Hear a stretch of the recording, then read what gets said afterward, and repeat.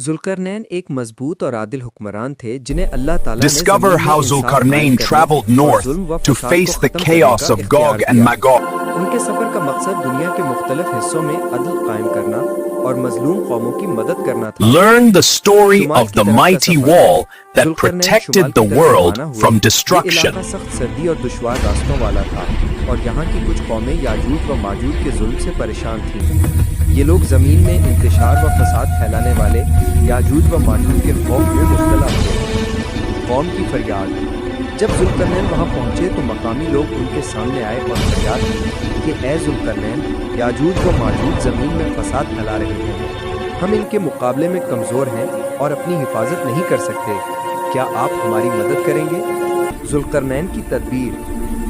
ذوالقرنین علیہ السلام نے قوم کی حالت سنی اور ان کی حفاظت کے لیے ایک منصوبہ بنایا۔ انہوں نے حکم دیا کہ یاجوج و ماجوج کے راستے کو بند کرنے کے لیے ایک مضبوط دیوار تعمیر کی جائے۔ دیوار کی تعمیر، یہ دیوار ایک خاص قسم کے لوہے اور تانبے کے مرکب سے بنی جو انتہائی مضبوط اور ناقابل تسخیر تھی۔ ذوالقرنین علیہ السلام نے دیوار کی بنیادیں مضبوط رکھیں اور تمام دستیاب وسائل استعمال کیے تاکہ یاجوج و ماجوج دوبارہ لوگوں کو نقصان نہ پہنچا سکیں۔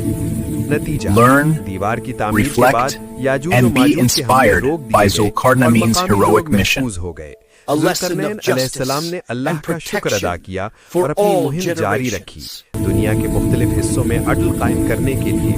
یہ واقعہ ہمیں یہ سکھاتا ہے کہ مظلوم کی مدد کرنا اللہ کی رضا کا سبب ہے۔ حکمت اور تدبیر کے ساتھ مسائل کا حل تلاش کرنا ضروری ہے۔ برائی کو صرف طاقت یا خوف سے نہیں روکا جا سکتا، بلکہ منصوبہ بندی اور دانش مندی کے ذریعے حفاظت ممکن ہے۔